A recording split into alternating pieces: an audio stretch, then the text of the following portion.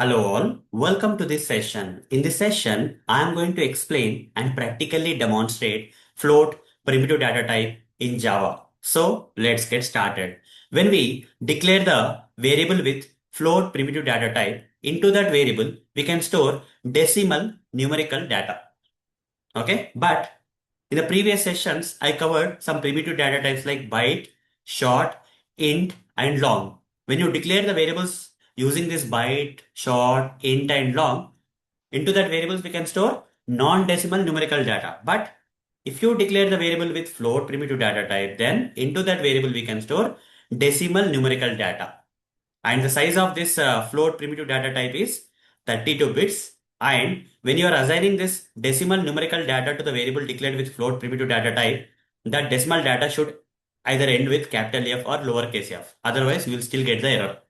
So let me practically demonstrate this, guys, so that you will be able to understand these concepts easily. So for that, I'll switch to this Eclipse IDE, where you can see that there is a variable which is declared with which data type?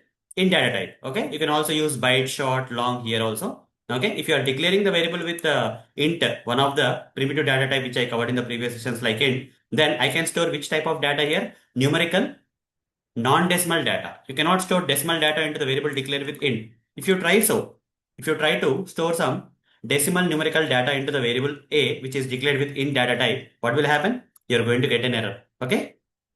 You're going to get this compiler error, guys. So how to overcome this problem? Even if I do byte also, it is not allowed. Okay. Into the variable declared with byte data type, still I am getting the error. Short also the same thing. Getting the error. Okay. Even long also same thing. No matter what, we are going to get this kind of compiler error because decimal numerical data cannot be stored into the variable which is declared with byte, short, int, and long. For that, we have separate data types like float. Okay, one of the separate primitive data type that is there in Java to store this kind of decimal numerical data into the variable is float. One of them is float. But the problem here is this is decimal numerical data, but still we are getting the error, guys. Okay, even though this is a decimal numerical data, I'm not able to store into the variable which is declared with float data type because of this last statement. At the end of the number, that is a decimal numerical number that you want to store into the variable declared with float primitive data type, we have to add capital F or lowercase f. Otherwise, you will keep getting this error.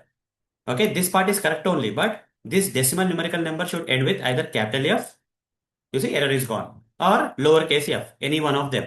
I prefer using capital F. Okay, so we can store decimal numerical data into the variable declared with float data type, but this decimal numerical data should end with capital F or lowercase f. Then it will work. Now let me run this program. See whether this value of the A is getting printed in the output. Yes. So it is working fine. So hope guys you understood how to declare the variables with float primitive data type to store the numerical decimal data into that variables, and this numerical decimal data should end with capital F or lowercase f, and the size of this okay, the size of this float primitive data type is 32 bits. Okay, so that's all for this session. See you in the next session where I'm going to cover the next primitive data type, that is double. Even the double primitive data type also allows us to store decimal numerical data. But how different it is from the float, I'm going to cover in the next session.